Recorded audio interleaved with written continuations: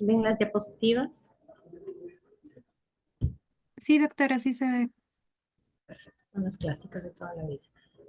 Ya, a ver, entonces, vamos, buenas tardes nuevamente. Vamos a hacer el tema de hoy, es tal vez la parte más larga de todo lo que corresponde a cardiología, porque está citado para hacer tanto alteraciones tipo bradicardia como taquicardia. No sé, ojalá pudiéramos avanzar todo lo que se pueda, pero lo que me interesa ahora es ir un poco en pausa para que podamos ir entendiendo las cosas y pedirles a ustedes que si hubiese alguna duda, algún concepto que quisieran que se aclare, no me digan que todo está claro, sino que realmente hagan las preguntas que correspondan. Porque cuando me dicen todo está claro, significa que se pusieron a almorzar o a hacer cualquier otra cosa, menos a escuchar el tema, ¿ya? Entonces vamos a empezar. El tema de hoy son alteraciones de la frecuencia cardíaca en el ritmo, tanto auriculares como supraventriculares, tanto en bradicardia como en taquicardia.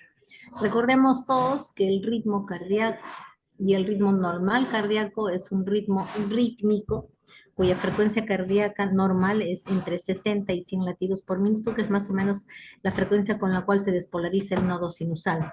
En relación a arritmias, esta diapositiva tiene básicamente un objetivo de demostrarles que puede haber arritmias, entre comillas, rítmicas, como por ejemplo el flúter atrial, y haber arritmias tan arrítmicas como la fibrilación auricular, en la cual siempre les comento en práctica que es prácticamente la reina de las arritmias porque es la arritmia más arrítmica que existe, ¿ok? Entonces solamente para recordarles lo que corresponde a ritmicidad y resaltar que algunas, entre comillas, arritmias pueden ser clásicamente más bien ritmos rítmicos, ¿no? Existe la taquicardia paroxística supraventricular, que también es de una denominada arritmia, pero cuyo ritmo es rítmico también, ¿ok?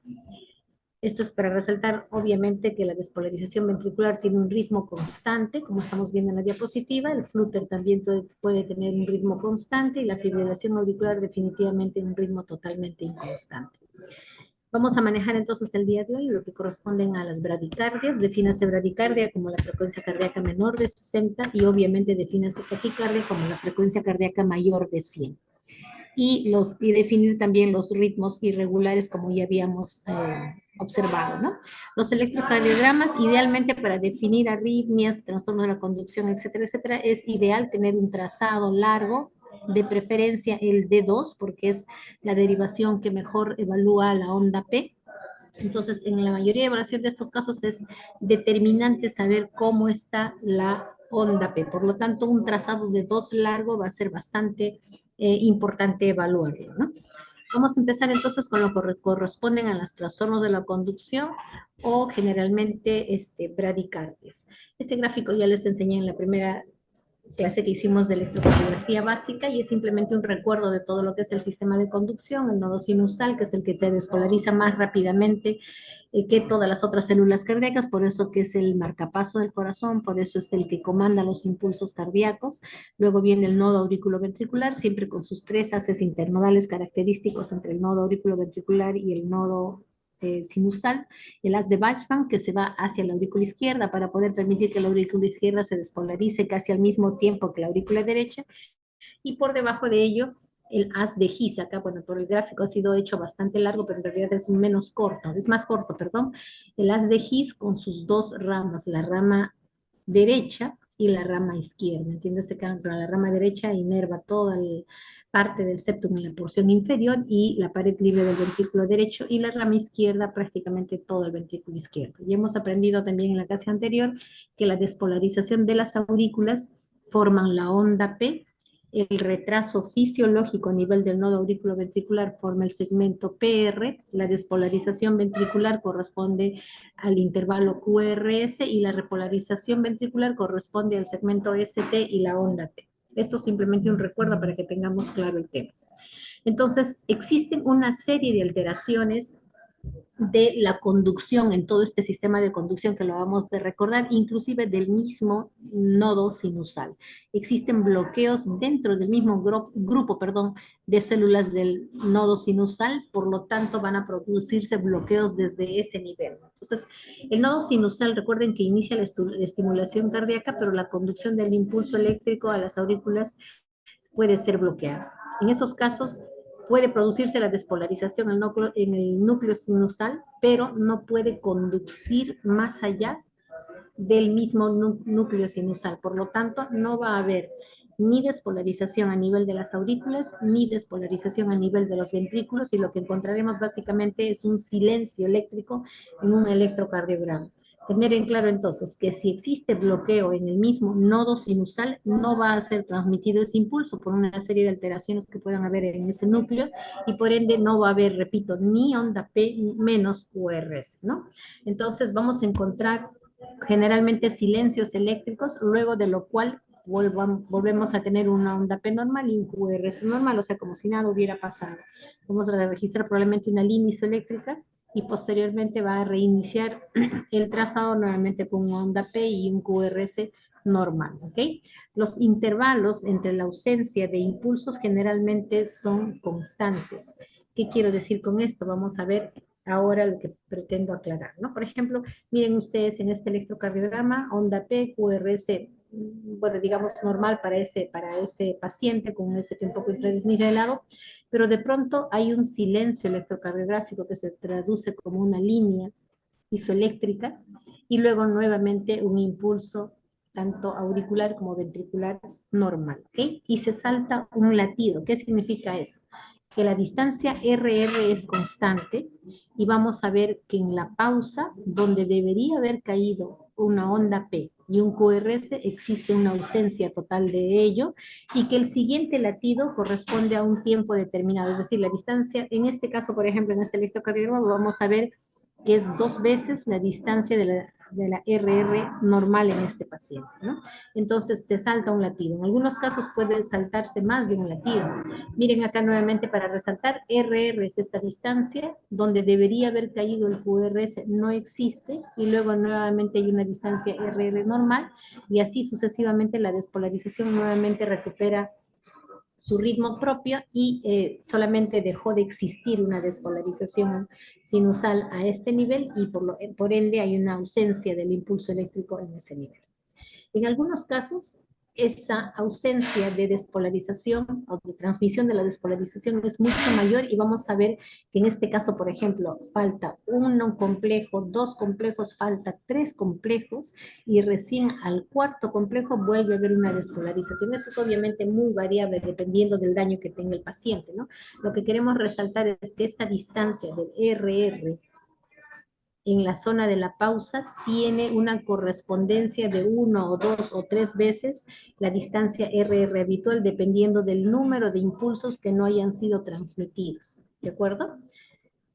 Y obviamente los impulsos antes y después del paro sinusal son normales. ¿Cómo detectamos esto? Generalmente tendríamos que ser suertudos, digamos así, de tener un trazado electrocardiográfico que pesque el momento en el cual el paciente está haciendo pausas sinusales, pero generalmente los podemos apreciar más cuando el paciente está monitoreado, ya sea con un monitor electrocardiográfico en hospitalización o en la presencia de un estudio de Holter, que es la grabación del corazón por 24 horas, 48 horas, por una semana o por el tiempo que uno determine, ¿no? Ahora existen dispositivos en los cuales inclusive se pueden implantar de manera subcutánea y se pueden hacer tiempos de investigación del paciente prolongados, ¿no?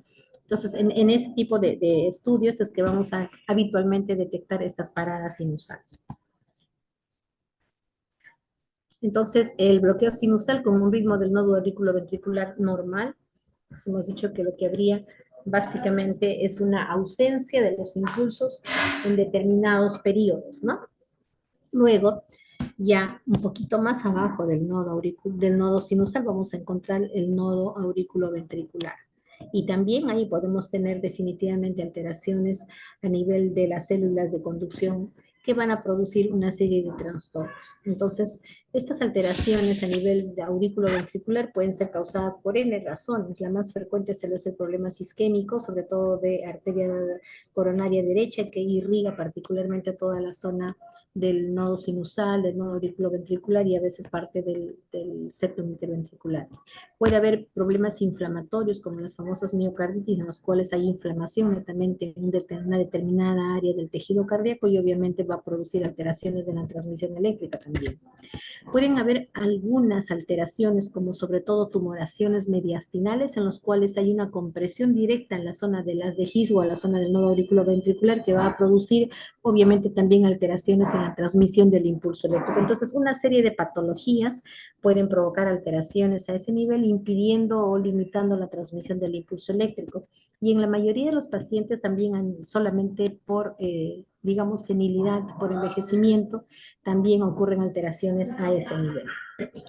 Entonces, ahora viendo ya lo que les comentaba a nivel del nodo auriculoventricular, hemos visto los bloqueos a nivel del nodo sinusal que se manifiestan como pausas eléctricas. Veamos ahora el nodo auriculoventricular, donde también hay alteraciones eléctricas, como acababa de comentar, y ahí vamos a encontrar los famosos bloqueos auriculoventriculares, denominados así porque no hay hay alteraciones en el paso del impulso de las aurículas a los ventrículos. Entonces, a ese nivel vamos a encontrar tres tipos de bloqueos auriculoventriculares: el bloqueo de primer grado, el bloqueo de segundo grado y el bloqueo de tercer grado. Así de fácil. Tres tipos de bloqueos auriculoventriculares. Vayamos a conocer entonces el bloqueo auriculoventricular de primer grado.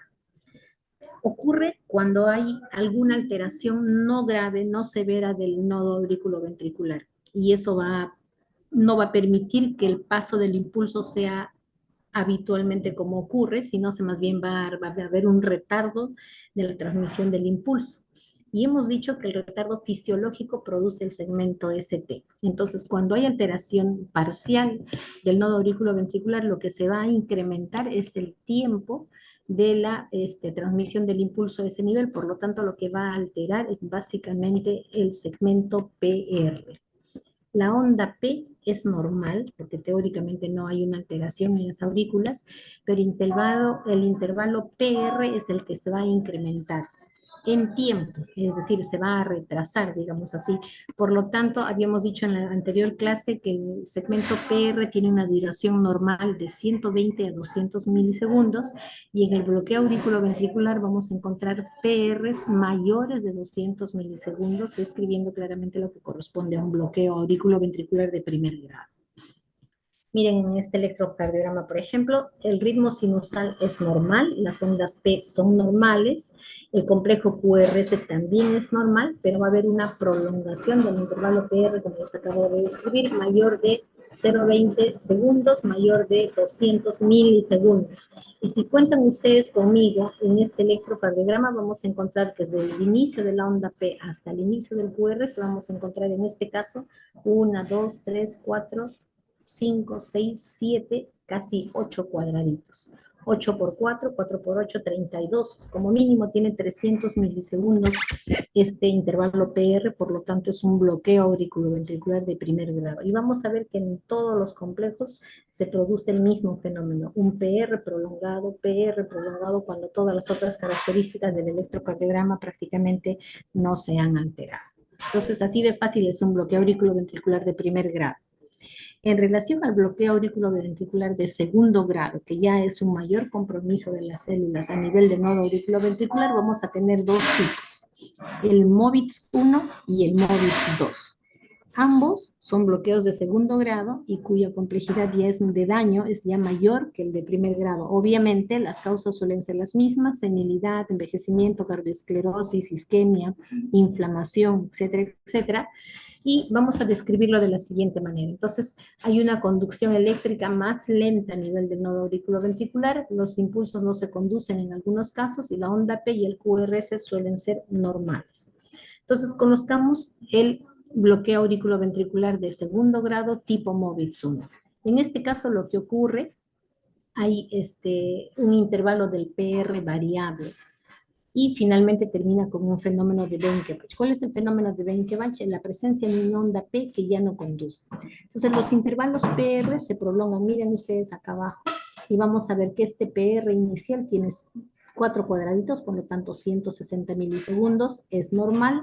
Este ya tiene una duración mucho mayor de 200, tiene por lo menos 7 cuadraditos, este tiene mucho más, y finalmente la onda P no conduce, y como estamos viendo vuelve a reiniciarse el fenómeno, y vamos a ver que un PR va prolongándose gradualmente, cada vez es más largo, hasta que de pronto hay una onda P que no conduce y nuevamente reinicia el ciclo. Esto es lo característico, lo típico de un bloqueo auriculoventricular de segundo grado tipo MOVIX 1. Conclusión, y en palabras simples, el PR se va prolongando hasta que hay una onda P que ya no conduce, ¿ok? Luego, conozcamos ahora el de segundo grado tipo MOVIX 2.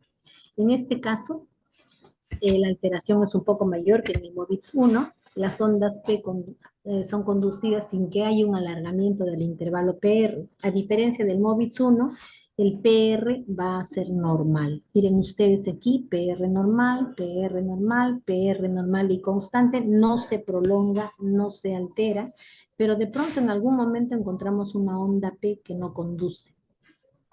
Y podemos encontrar uno o dos a las que sea necesario que tenga el paciente, ¿no? Pero encontramos, basta que encontremos una onda P que no conduce, sin presencia de prolongación del intervalo PR, este es un bloqueo auriculoventricular de segundo grado tipo MOVIX 2.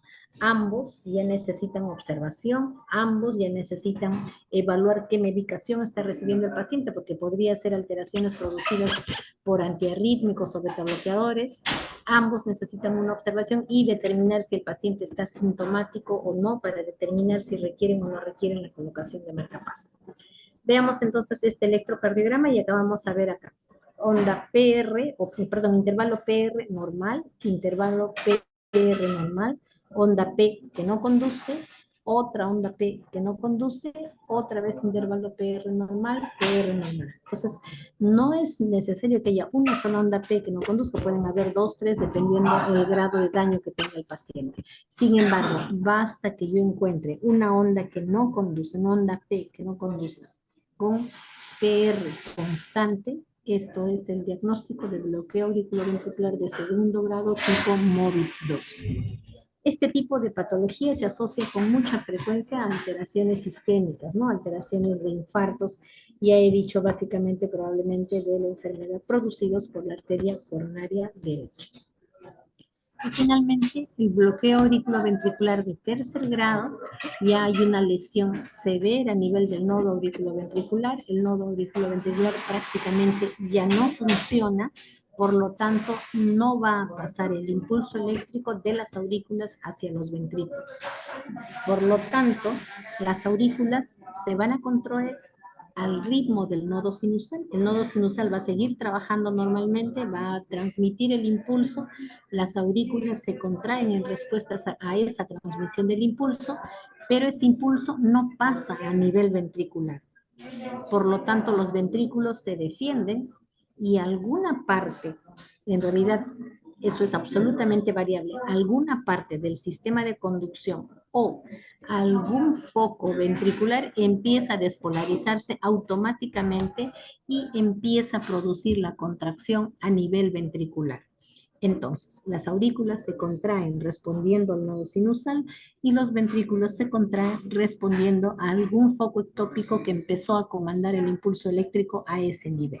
Y en el electrocardiograma vamos a encontrar ondas P que tienen una frecuencia determinada, un ritmo determinado, dependiendo a cuánto se esté despolarizando el nodo sinusal, y QRS que también se van a despolarizar a un ritmo dependiendo de qué foco es el que haya empezado a comandar el impulso. Vamos a encontrar distancia P a P constante, como estamos viendo en esta diapositiva. Aquí tenemos una onda P, aquí tenemos otra onda P, muy pegadita a la onda T. Aquí tenemos otra onda P metida dentro de lo que sería el segmento ST. Aquí tenemos otra onda P. Tenemos otra onda P prácticamente metida dentro de la onda T y así sucesivamente. Es decir, la onda P cae donde le corresponde con una frecuencia generalmente rítmica y el QRS también actúa de manera absolutamente independiente. Dicho de otra manera, hay un divorcio total entre las aurículas y los ventrículos. ¿Qué vamos a encontrar entonces también? Ondas P normales. El PR obviamente no va a ser medible porque no existe un intervalo. La onda P cae donde se le ocurre y el QRS empieza también donde se le ocurre. Y eso se denomina disociación auriculoventricular completa. Las ondas P por su lado, el QRS por su lado. Obviamente, hemos dicho que el nodo sinusal se despolariza a mayor velocidad que el resto de las células cardíacas, entonces generalmente la frecuencia de las ondas P, es decir, la distancia de P a P, va a ser más rápida que cualquier QRS que vaya a asociarse a este problema de bloqueo auriculoventricular de tercer grado. Vamos a ver que si el foco que empieza a comandar el impulso eléctrico a nivel ventricular está dentro de las de His, la frecuencia cardíaca no va a ser muy baja. Generalmente una frecuencia cardíaca de 40 a 60, de 40 a 55 latidos por minuto y probablemente ese QRS va a ser estrecho. Si más bien es algún foco ventricular el que empieza a comandar los impulsos, ahí sí vamos a tener frecuencias cardíacas mucho más bajas, de 20 a 40, el paciente estará mucho más sintomático, de repente ya ha presentado síncope o mareos, y generalmente aquí sí vamos a encontrar QRS ensanchados, porque probablemente el foco de donde procede el impulso es más bajo a nivel de los ventrículos. En estos casos hay que precisar obviamente un monitoreo adecuado y ya si el paciente es sintomático y encontramos estas alteraciones, pues ya no queda ninguna duda y ese paciente es tributario y candidato a colocación de un marcapaso cardíaco. Nuevamente una imagen, vamos a ver arriba los QRS estrechos con la onda P que viaja al ritmo que le place el nodo sinusal, el QRS que le place, al ritmo que le place la despolarización a nivel ventricular. Acá probablemente estamos frente a un complejo de despolarización a nivel del sistema de conducción, probablemente en las de His, por eso el QRS es estrecho, y aquí probablemente estamos frente a un foco ventricular inferior o más bajo, por eso el QRS es ancho. ¿Ok? Cuando tenemos un foco ventricular más bajo, probablemente la frecuencia cardíaca sea aún más baja. Este electrocardiograma es del día a día. Miren ustedes, aquí es importante valorar en cuánto está optimizado, en cuanto está calibrado, y acá vamos a ver que el complejo QRS está estandarizado a la mitad de lo normal, es decir, tiene solamente 5 cuadraditos, no son 10 como debería de tener, y este complejo probablemente sea la mitad de lo que habitualmente es. Acá vemos desde ya una bradicardia importante, no tengo un complejo de 2 largo, pero veo que aquí en estas derivadas veo que la distancia RR es bastante lenta, y si nos pusiéramos a contar el número de cuadraditos y dividir 1500 entre el número de cuadraditos, no sé, se me ocurre que podría estar alrededor de 30 o menos la frecuencia ventricular en este caso. Acá vamos a ver la presencia de onda P. Ya hemos dicho que D2 suele ser el lugar donde mejor se ven las ondas P. Aquí hay una onda P. Aquí no sé si eso es una onda P, parece también. Aquí otra onda P. Entonces las ondas P por su lado, los QRS por su lado. ¿Ves? Aquí estamos encontrando la distancia de la onda P, es decir, P a P va a ser constante. Si hacemos la reglita, acá vamos a encontrar probablemente otra onda P, probablemente aquí esté metida otra onda P también, ¿no? Y aquí estamos viendo en B4, miren, está el complejo aplastado 4 veces, tiene 2.5 cuadraditos, entonces estos complejos probablemente sean 4 veces más grandes de lo que estamos viendo aquí. Y aquí va a ser más difícil ver la onda P, porque la onda P también está aplastada 4 veces. Sin embargo, a nivel de B4 podemos observar que la distancia P a P está aquí, ¿no? Si podemos seguir la secuencia, vamos a encontrar que la distancia P a P es constante. Y además estamos encontrando complejos QRS anchos, QRS ensanchados con patrón de morfología de bloqueo de rama derecha. Por lo tanto, el complejo probablemente proceda del ventrículo izquierdo. El doctor Sánchez haciendo bulla. Un ratito esperamos. ¿Ok? Entonces les traigo el recuerdo nuevamente la imagen del sistema de conducción, porque quiero que precisen claramente qué es lo que ocurre en las ramas de las de His. La rama derecha de las de His tiene sus fibras de Purkinje al final del segmento del septum, interventricular, y produce sus fibras de Purkinje en toda la pared libre del ventrículo derecho.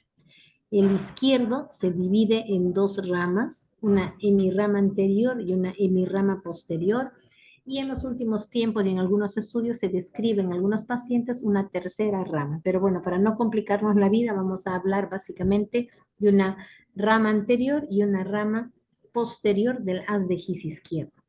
¿Para qué les traigo este gráfico? Lo que me interesa que ustedes recuerden es cómo es que se despolarizan los ventrículos.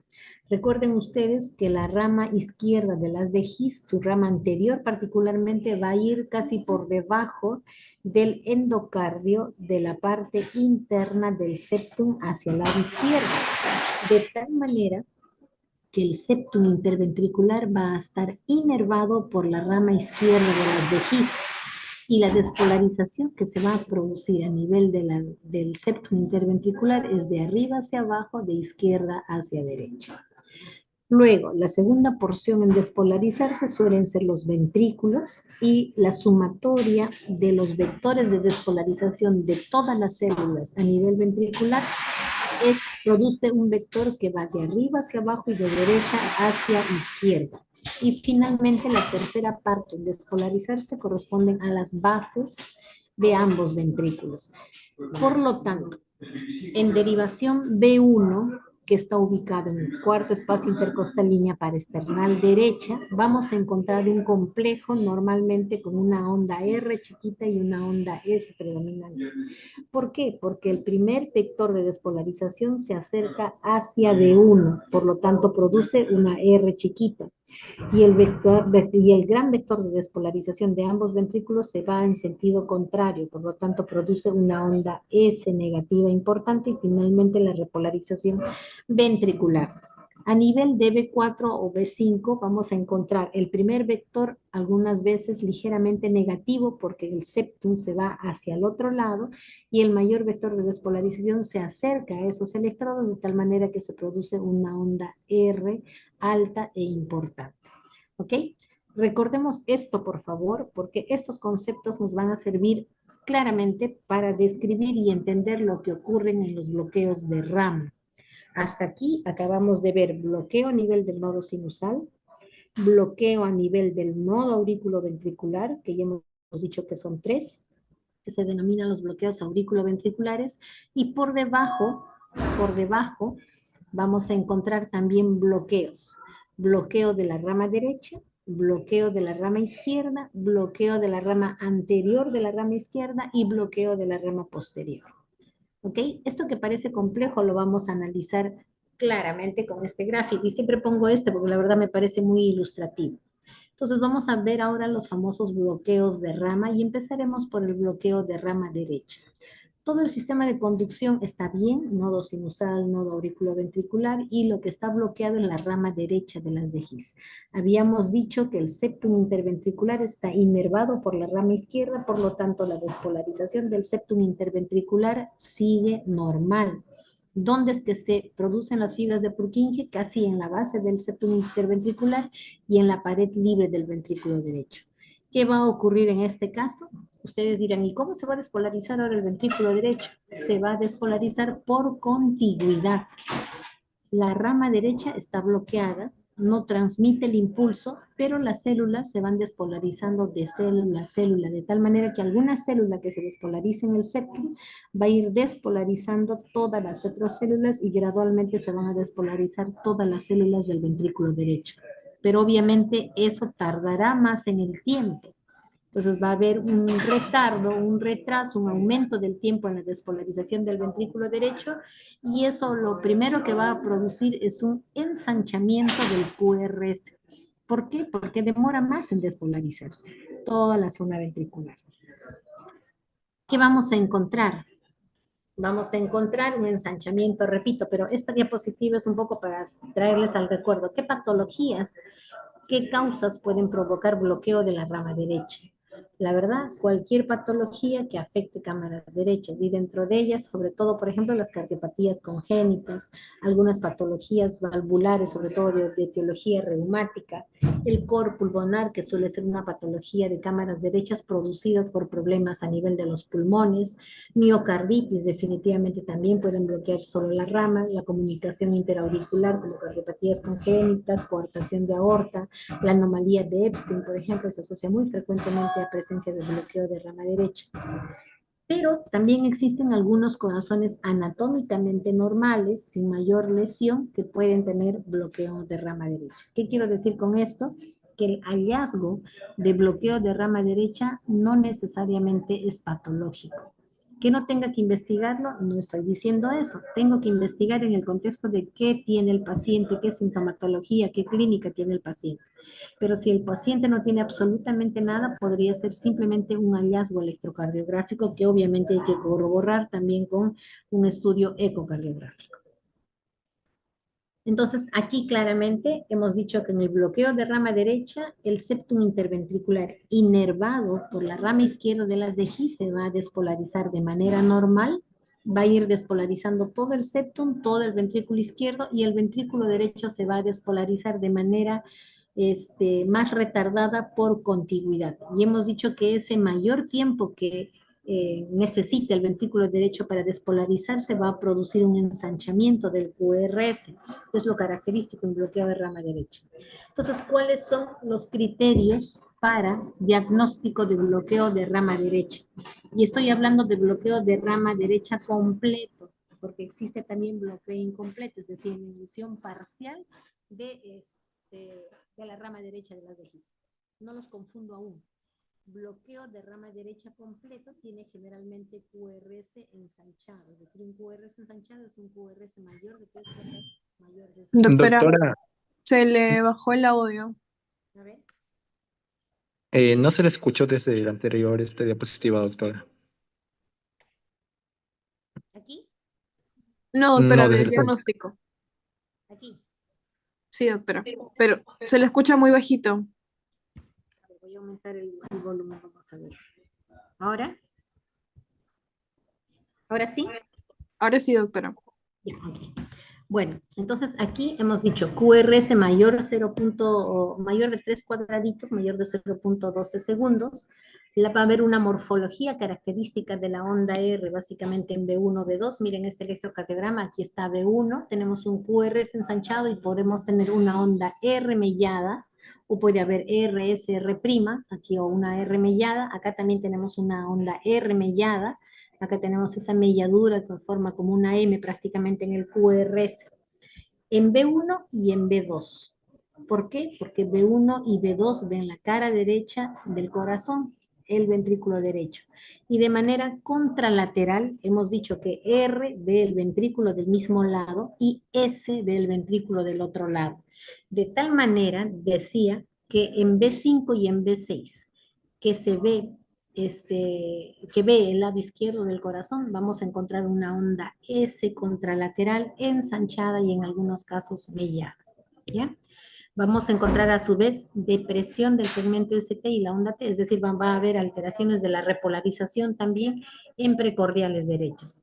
Conclusión, bloqueo de rama derecha, QRS generalmente ensanchado, R mellada o RS, R' con inversión de la onda T en derivadas derechas y S contralateral en B5, B6 también ensanchada o mellada. Esto es lo característico del bloqueo de rama derecha. Y me olvidaba que también es importante saber que el eje generalmente está desviado hacia la derecha. ¿Ya? Ok, veamos ahora lo que se llama bloqueo de rama izquierda. ¿Qué ocurre en este caso? La rama izquierda va a estar bloqueada por encima de su bifurcación, es decir, casi en el origen del inicio de la rama izquierda va a haber un bloqueo, va a haber una alteración a ese nivel que va a impedir que el impulso eléctrico pase por ese sector. Entonces, ¿qué vamos a tener? Vamos a tener que la despolarización a nivel del ventrículo derecho va a estar normal. Diremos, ¿el septum interventricular se despolarizará primero? No, porque se supone que la rama izquierda es la que despolariza el septum interventricular. Y lo que vamos a encontrar en el electrocardiograma es una alteración importante. ¿Qué problemas producen un bloqueo de la rama izquierda? Casi todas las patologías que afecten el ventrículo izquierdo pueden producir bloqueo de rama izquierda. Es decir, problemas de dilatación importante, problemas de hipertrofia importante, problemas de fibrosis, infartos miocardios antiguos o agudos pueden producir bloqueo de rama izquierda. Y como verán, casi cualquier patología que afecte el ventrículo izquierdo puede llegar a producir bloqueo de rama izquierda. Por lo tanto, el hallazgo de bloqueo de rama izquierda en un corazón, en un electrocardiograma, me obliga a estudiar a ese paciente. Generalmente no voy a encontrar bloqueos de rama izquierda asociados a corazones anatómicamente normales.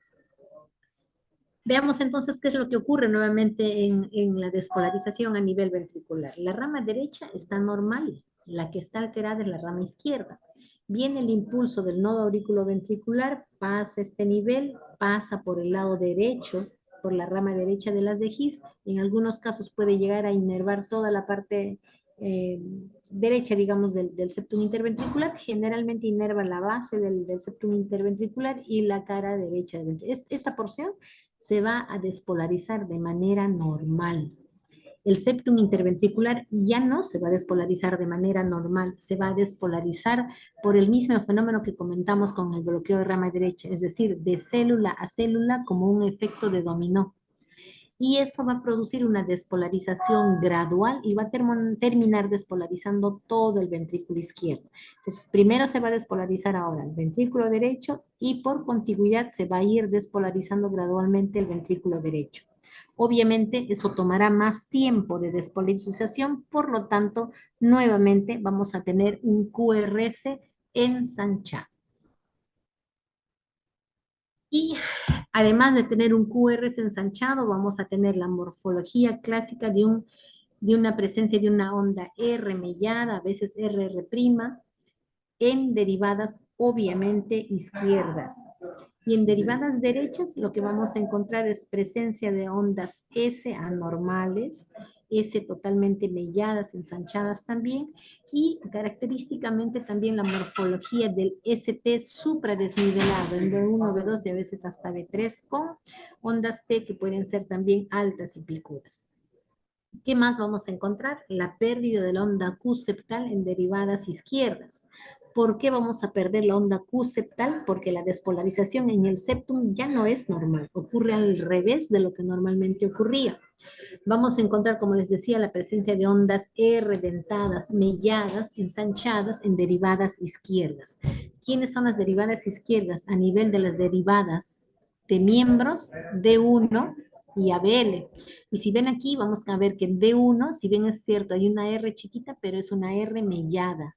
En ABL es una R ensanchada. Y en B5, B6 también ondas melladas, R melladas, ensanchadas. Y contralateralmente, vuelvo a repetir, presencia de onda S profundas en derivadas derechas con alteraciones de la repolarización y en este caso más bien vamos a encontrar presencia de ST supradesnivelado. ¿Quiénes producen este bloqueo de rama derecha? Ya comentamos. Todas las patologías que afecten ventrículo izquierdo pueden afectar y producir bloqueo de rama izquierda. ¿Qué significa? ¿Que todas las patologías del lado izquierdo van a producir siempre bloqueo de rama izquierda? No. Pero todo bloqueo de rama izquierda sí va a estar asociado generalmente a un problema del ventrículo izquierdo. ¿Ok? ¿Quiénes producen problemas? También los problemas isquémicos. Muchos pacientes vienen con historia característica de dolor torácico agudo, de un infarto agudo de miocardio y vienen con patrón de bloqueo de rama izquierda. En esos casos, y ya les harán lo mismo en la clase que se haga de infarto agudo de miocardio, en esos casos tratamos al paciente como si fuese un ST elevado. Hay que trombolizarlo o hay que llevarlo inmediatamente a la sala de hemodinámica. Este igual es un electrocardiograma del día a día de uno de nuestros pacientitos, no le borré el nombre, disculpen por eso. Y vamos a ver, acá abajo tenemos, la mayoría de nuestros electros tienen esta morfología, miren, acá tenemos de 1, de 2, de 3, ABR, ABL, ABF, y luego tenemos de B1 a B6. Y abajo tenemos un D2 largo, que me va a permitir apreciar de mejor manera sobre todo los trastornos del ritmo principalmente, poder medir de mejor manera la frecuencia cardíaca, la distancia RR, si es constante o no es constante, etcétera, etcétera. Vamos a ver que las primeras tres derivaciones están estandarizadas al 1 normal. Tienen 10 cuadraditos para arriba, tienen 10 milivoltios. Por lo tanto, estos complejos tienen estandarización normal. Vamos a ver que los segundos complejos también tienen 10 cuadraditos para arriba y tienen una estandarización normal. Veamos B1, B2, B3. ¿Cómo está su estandarización? Uy, miren, ¿qué pasó con este cuadradito? Se supone que debería de tener 10 y tiene 1.75, creo. ¿Qué significa? Significa que estos complejos han sido aplastados prácticamente 8 veces. Es decir, este QRS no tiene 5, 6, 7, no tiene 8. Este S no tiene 8. Tiene por lo menos 8 veces más de tamaño. Miren cómo ha sido tremendamente aplastado, digamos así, para que lo entiendan, este QRS para que pueda verse en toda su magnitud. De lo contrario, se verían imágenes totalmente superpuestas. Aquí en B4, B5, B6 vamos a ver que también estos complejos fueron aplastados, pero no 8 veces, sino 4 veces, porque este cuadradito tiene 2.5 cuadraditos. Entonces, este complejo es 4 veces más grande del que estamos viendo. Dicho esto, vamos a seguir apreciando. ¿Es presencia de ritmo sinusal? Sí, porque todos los PR son constantes. Existe PR, onda P, que precede a todos los QRS. ¿Qué más estamos apreciando? Que el QRS es tremendamente ancho. Ustedes dirán con esta evaluación del D2, ¿es ritmo sinusal? ¿Alguien quiere contestar? Valeria, ¿estás por ahí? Valeria Vázquez. Doctora, ay, sí, doctora, ¿me escucha? Valeria, te escucho muy bien. Dime, ¿te parece si es ritmo sinusal o no? Sí, sí, es ritmo sinusal, ¿Por qué? porque están las Rs ¿vale? ¿Por qué? Porque están las Rs en paralelo. Se estaba regular. Ya, RR constante, de acuerdo. Ok, ya tenemos criterio definido. RR constante, ¿qué más? Ujú. La onda P también es constante. Claro, P que precede al QRS, PR constante, etcétera, etcétera. Definitivamente sí es ritmo sinusal. ¿Alguien me puede explicar por qué el QRS está tan ensanchado? Tiene prácticamente 160 milisegundos. Víctor, a ver, Urbano, cuéntame, Víctor. Es por un bloqueo de rama derecha. ¿Derecha o izquierda? Derecha, doctor. ¿Por qué? Porque el bloqueo de rama derecha completa se ensanchaba el complejo QRS. Ya. En ambos casos se ensancha el QRS, tanto en el derecho como en el izquierdo, y se ensanchan porque demoran más ambos ventrículos en despolarizarse, ya sea por el lado derecho o por el lado izquierdo.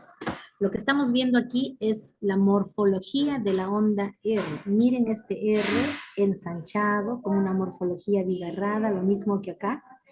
R ensanchada alta en B5, B6. ¿Qué lado de B5, B6?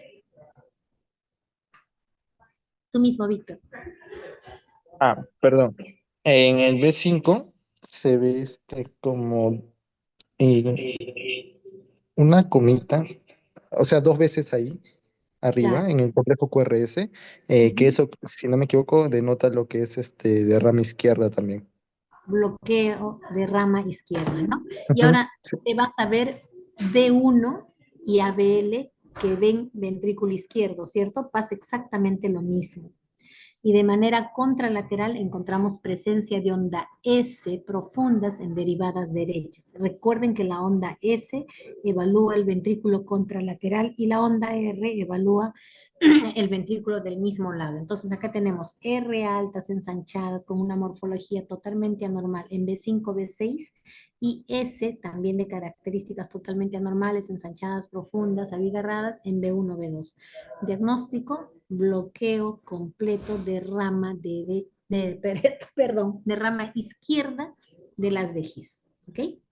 Y habíamos dicho también que el bloqueo de rama izquierda característicamente puede producir una imagen de supradesnivel del ST que en muchos casos y con ojitos inexpertos o particularmente mirándolo muy a la volada puede simular lo que vamos a ver en esta diapositiva. Es el mismo electrocardiograma. Vamos a ver, puede simular lo que podría corresponder a un infarto de miocardio, porque tiene supradesnivel del ST, ¿ya? Acá está derivado en 8 cuadraditos menos, perdón, 8 veces menos, y acá 4 veces menos.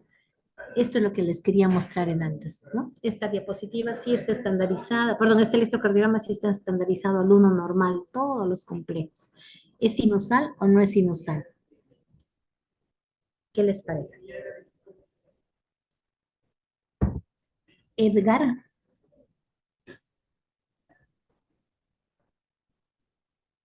Edgar, Edgar Cusí,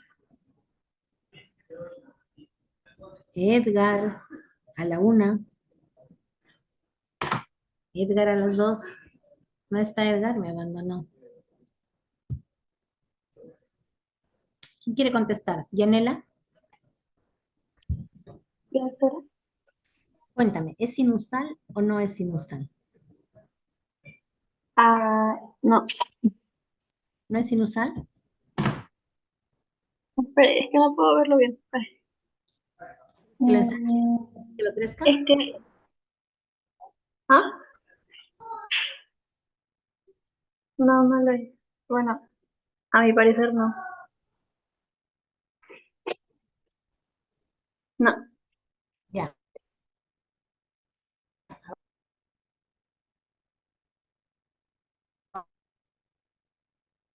doctora. O tienes el D2. Lo que pasa es que acabo de recibir una llamada. Dime, ¿es sinusal? ¿Me escuchan? Ah, no, ¿Me escuchan? Hola, ¿me escuchan? doctora.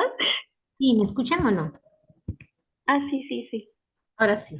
Es que el problema aquí en donde estamos en el hospital, la verdad, el internet es muy inestable por los cerritos que tenemos a los costados. Pero les decía, ¿te parece sinusal? ¿Sí o no?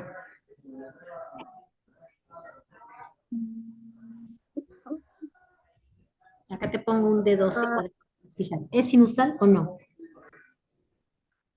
no.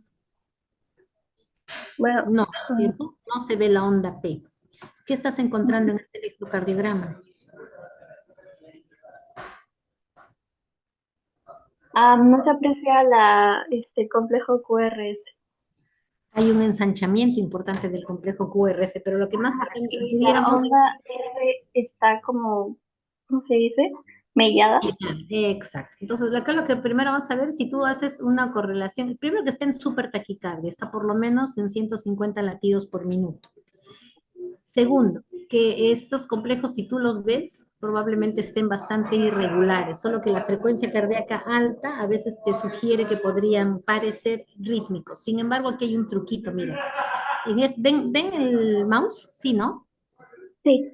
Sí, Ya, doctora. por ejemplo, de aquí a aquí, la RR probablemente sea diferente de esta RR y probablemente sea diferente de esta otra RR y probablemente muy diferente de esta otra RR. Si yo pudiera poner mi palito ahí, como se dice, para poder ver, vamos a encontrar que definitivamente no es constante. Y aquí está el truquito para decir que es totalmente inconstante. ¿Qué arritmia es totalmente inconstante?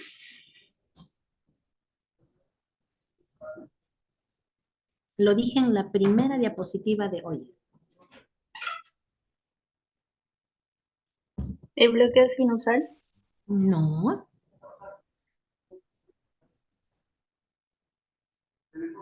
la fibrilación auricular. ¿Ya? Entonces, RR totalmente inconstante, fibrilación auricular. Pero ¿por qué no son complejos ventriculares estos? O tienes QRS totalmente ensanchado. Tienes, para no marearlos, tienes, como decías muy bien, R mellada, R abigarrada en B5, B6, que se corrobora en B1 y ABL. En ABL también tienes, todo esto es el QRS, mellado. Esto es un patrón de bloqueo de rama izquierda.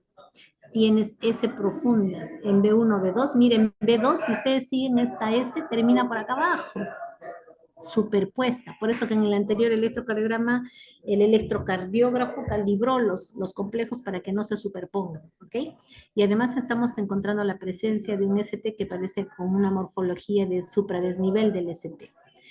¿Qué es esto? Es una fibrilación auricular de etiología supraventricular, obviamente, fibrilación auricular con un patrón de bloqueo de rama izquierda. Es decir, el paciente tiene de base un bloqueo de rama izquierda y ha desarrollado una fibrilación auricular y en este momento está en taquicardia.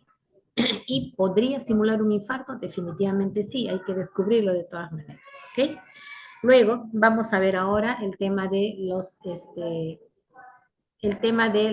bloqueos fasciculares. Hasta aquí hemos visto bloqueo sinusal, una pausa larga, bloqueo auriculoventricular, 3 bloqueos, primero, segundo y tercer grado, bloqueo de rama derecha, ya lo hemos visto, bloqueo de rama izquierda, acabamos de verla, y ahora vamos a ver el bloqueo de la rama anterior de las de His, que se denominan los bloqueos fasciculares. Los bloqueos fasciculares son del fascículo anterior izquierdo, donde está mi mouse, fascículo anterior izquierdo, y del fascículo posterior izquierdo. El del anterior izquierdo se denomina hemibloqueo anterior izquierdo y el del posterior hemibloqueo posterior izquierdo. Ahora, para complicarnos la vida, pueden haber bloqueos bifasciculares, es decir, puede estar bloqueado, por ejemplo, la hemirrama anterior izquierda con un bloqueo de rama izquierda, derecha, puede haber bloqueos de primero, segundo grado con bloqueos de rama, etcétera, etcétera. ¿Okay? Pero esto que pudiera parecer complejo, simplemente hay que ir recordando la fisiopatología o la fisiología, perdón, de los vectores a nivel de la despolarización ventricular para que podamos tener un entendimiento de ellos y no nos mareemos ni nos atolondremos, ¿ok? Vamos a ver entonces el bloqueo de la rama anterior de las de His. En este caso lo que se ha bloqueado es la rama anterior izquierda de las de His. ¿Qué va a pasar en ese caso? Va a haber una alteración de la despolarización a nivel del septum interventricular, se va a despolarizar bien el ventrículo derecho, se va a despolarizar el resto del ventrículo izquierdo y lo que va a haber es una alteración a nivel básicamente de D2, D3 y ABF, porque recuerden que D2, D3, ABF de prácticamente desde la cara inferior del ventrículo izquierdo.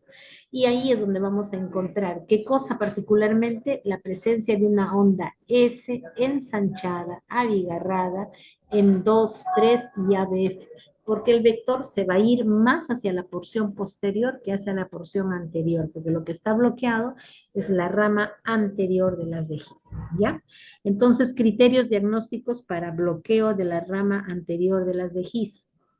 Generalmente, como son bloqueos de rama y las porciones a despolarizar ya no son todos los ventrículos, el QRS no va a estar ensanchado de manera patológica. Es decir, el QRS va a estar dentro de parámetros normales y va a ser menos de 0.12 segundos, según textos menos de 0.11 segundos. ¿Qué va a ocurrir en el bloqueo de la rama anterior izquierda? Que como la rama anterior está bloqueada, se va a despolarizar primero la porción posterior. Por lo tanto, el eje del QRS va a estar bien desviado hacia la izquierda, más allá de menos 45 y menos 75 grados. Entonces, si yo en un electrocardiograma encuentro eje bien desviado hacia la izquierda, más allá de menos 45 o menos 75 grados a más, mi primera sospecha es bloqueo de la rama anterior izquierda de las de His. Ninguna hipertrofia, ninguna dilatación del ventrículo izquierdo nos lleva el eje del QRS tan desviado hacia la izquierda. ¿Qué más vamos a encontrar? Vamos a encontrar complejos Q chiquitos con R empastados, hemos dicho en derivadas izquierdas, y R pequeñas con S empastados en 2, 3 AB. ¿Qué más vamos a encontrar? Un retraso del tiempo de deflexión intrínsecoide de 1 y ABL, que ahora les voy a enseñar para que no se mareen mucho con este nombre. Entonces, miren, si sacáramos el eje positivo acá, negativo acá, ¿cuál es el más isoeléctrico? Este, pero ¿cuál es el más pequeño? Este, o sea, definitivamente el eje aquí está por lo menos en menos 45 grados, es decir, en el cuadrante superior derecho. ¿Qué más estamos encontrando? La presencia de ondas S ensanchadas, abigarradas en 2, 3 ABF, describiendo claramente lo que corresponde a un hemibloqueo anterior izquierdo del haz de His. Generalmente eso también se asocia a patologías, sobre todo isquémicas son las que con más frecuencia pueden producir, e hipertrofia también que con más frecuencia pueden producir esas alteraciones en el electrocardiograma. Luego vamos a revisar también lo que corresponde al hemibloqueo posterior de las de His. Entonces lo que se bloquea ahora es la rama posterior de las de His. ¿Quién se va a despolarizar prácticamente normal? Prácticamente el septum interventricular, pero con cierta diferencia. Se va a despolarizar nuevamente el ventrículo derecho y todo el resto se va a despolarizar normal. ¿Qué voy a encontrar en el electrocardiograma? Una duración del QRS normal, es decir, otra vez QRS no ensanchado. Vamos a más bien encontrar una hiperdesviación del QRS a la derecha, más allá de más 90 grados, más de 120 grados. Vamos a encontrar al revés, complejos RS empastados en D1 y ABL y QR empastados en 2,3 ABL. Vamos a tener probablemente una deflexión intrínsecoide importante en 2,3 ABF. O sea, ocurriría casi al revés de lo que estábamos encontrando en el hemibloqueo anterior izquierdo. Es mucho más frecuente encontrar alteraciones en la rama anterior izquierda que en la rama posterior izquierda. Pero lo que nos lleva a sospechar la presencia de los bloqueos fasciculares es el eje desviado bien hacia la izquierda o el eje desviado bien hacia la derecha. ¿Ok? Esa es la sospecha. Y en el hemibloqueo posterior izquierdo, esto es un gráfico porque no encontré uno de hace mucho tiempo en el día a día, vamos a encontrar un 2, 3 y un ABF ensanchado con morfología totalmente abigarrada y el eje particularmente bien desviado hacia la derecha. Como es patológico, definitivamente puede estar asociado, pues como en este caso acá vamos a encontrar presencia de ABL, ABF negativas, totalmente negativas, simétricas, o sea, es posible que este paciente sea un paciente coronario crónico. Aquí, ¿qué estamos encontrando? S profundas, 2, 3 ABF, 2, 3 ABF, S ensanchadas y profundas, y a su vez estamos encontrando la morfología de RSR' en B1 y en B2. En B2 también una R ensanchada con morfología rara y con una S también ensanchada. Si ustedes ven, en este caso el QRS sí es patológico. Es un QRS ensanchado a expensas de